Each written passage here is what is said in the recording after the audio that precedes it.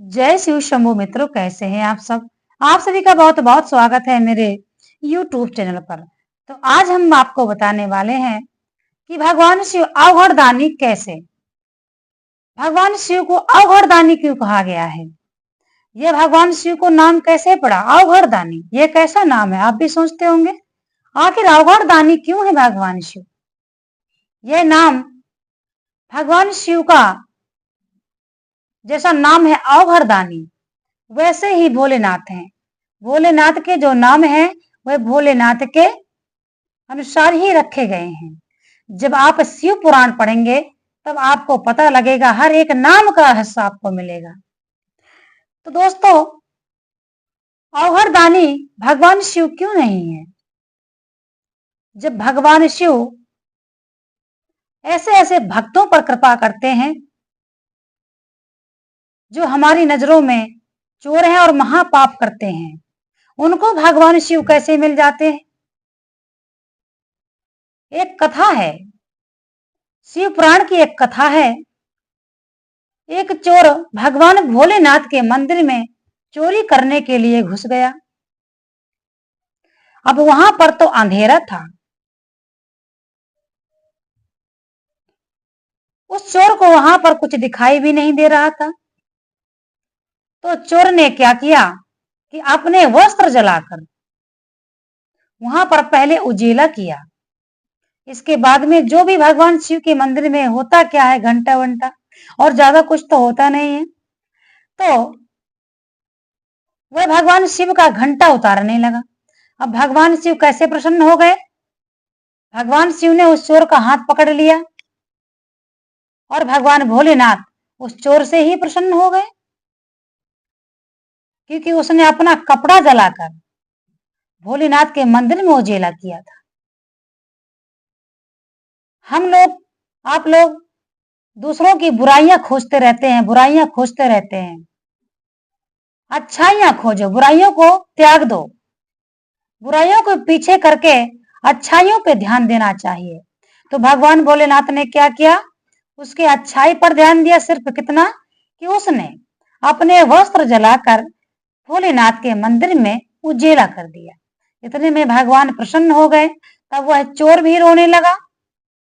आश्चर्यजनक बात है कि आपने देखा होगा, एक तो भगवान का भक्त जब रोता है, जब भोलेनाथ उसकी सुनते नहीं है। जब वह परेशान होता है तब भगवान भोलेनाथ को पुकारता है, तब रोता है। जब भगवान उसकी नहीं सुनते हैं तब वह रोता है, और जब भगवान उसकी सुन लेते हैं तब वह और रोता है। ये कैसी बात है, ये कैसी आश्चर्यजनक बात है। यदि भगवान शिव ने सुन लिया अपने भक्त की, तो भक्त फिर क्यों रोता है। वह भक्त इसीलिए रोता है कि मुझ जैसे पापी अधम को भगवान शिव कैसे प्राप्त हो गए। भगवान शिव मेरी कैसे सुन लिए, मैं तो इस लायक भी नहीं था। परंतु बेशक वो पापी रहा हो, कुछ भी करते रहा हो, परंतु उस समय उसकी भावना ऐसी आ गई, भगवान शिव ने कुछ एक ही अच्छाई देख ली होगी। भगवान शिव किसी एक ही मान लीजिए चार बुराइयां हैं और कोई एक ही ऐसी अच्छाई है, भगवान शिव तो भोलेनाथ है, उतने में ही प्रसन्न हो जाते हैं। तो जब भगवान अवघड़दानी इसीलिए कहलाए, क्योंकि चोर को भी भगवान ने छप्पर फाड़ के दिया, उसको भी भगवान ने दर्शन दे दिया, कृतार्थ कर दिया। इसीलिए भगवान शिव को अवघड़दानी कहा जाता है। तो क्या आप भी अवघड़दानी के परम भक्त हैं, कि आप भी अवघड़दानी आपके इष्ट हैं। तो यदि जो भी भगवान शिव की भक्ति करता है, अवघड़दानी की आराधना करता है और इनके नामों का जप करता है, जो भी भक्त भगवान शिव के नामों का जप करता है, वह भक्त कैलाश धाम को जाता है। अंत में वह मुक्ति मोक्ष पाता है और भगवान के शिवलोक को जाता है। इसलिए भगवान शिव के नामों का जप करना चाहिए। एक एक नाम पशुपतिनाथ, जो नाम है भगवान का, भोलेनाथ का पशुपतिनाथ, हर एक नाम की कथा है, हर एक नाम की भगवान का हर एक नाम का रहस्य है। अब भोलेनाथ के हर एक नाम का रहस्य है। तो यदि आप भगवान शिव के भक्त हैं तो आप शिव पुराण अवश्य पढ़िए। तभी आप भगवान शिव को समझ सकते हैं। भगवान शिव को समझना ना तो आसान है और ना ही दुर्लभ है। जो है वही शिव है और जो नहीं है वही शिव है। इसीलिए यदि भगवान शिव को समझना है तो हमें शिव पुराण पढ़ना ही पड़ेगा, हमें समझना ही पड़ेगा कि आखिरकार भगवान शिव का बायोडाटा क्या है।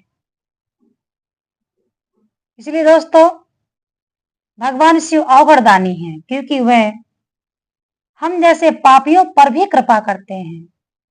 हम ना तो अच्छा कर पाते हैं और ना ही हमारे अंदर अच्छा करने की क्षमता है, परंतु भगवान शिव हर समय हमारी रक्षा करते हैं, हमारे साथ रहते हैं।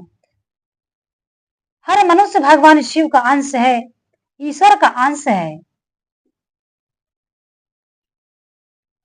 हम सब ईश्वर के अंश हैं। तो जो भी मेरे भाई बंधु, मेरी माताएं बहनें भगवान शिव का पूजन करती हैं, उनको पूजन करने के पश्चात कुछ समय निकालना चाहिए और भगवान शिव जी के सामने बैठकर शिव पुराण पढ़ना चाहिए। तब भगवान शिव अपने ही आचरण का प्रचार प्रसार सुनते हैं। भगवान अपनी ही भक्ति को सुनते हैं कि मेरे भक्ति का ही मेरा भक्त वर्णन कर रहा है, मेरे आचरण का मेरा भक्त बखान कर रहा है। ये उस पर भगवान शिव कृपा करते हैं। बेशक हम एक दिन भगवान शिव का भूल जाए नाम लेना, याद करना, परंतु भोलेनाथ हमें कभी नहीं भूलते हैं। आपने यह बात देखी होगी कि यदि आप मंदिर जाते हैं, निमित्त जाते हैं, और एक दिन आप मंदिर नहीं जाएंगे ना, तो आपके मन में यह हो जाएगा कि आज मैं शिव जी को अभिषेक कराने नहीं गया। आप ये पछतावा सा महसूस होगा, आपको गिल्टी सी महसूस होगी कि आखिर चला जाता तो चला जाता। वह क्या है? वह दोस्तों चमत्कार है। क्यों? भगवान शिव हमको याद कर रहे हैं। इसीलिए यदि हम भगवान को एक बार भी याद करते हैं तो भगवान हमको निरंतर याद करते हैं, ध्यान करते हैं, सदैव हमारी रक्षा करते हैं और हमें सद्गति मिलती है। भगवान की सेवा करने से सद्बुद्धि प्राप्त होती है।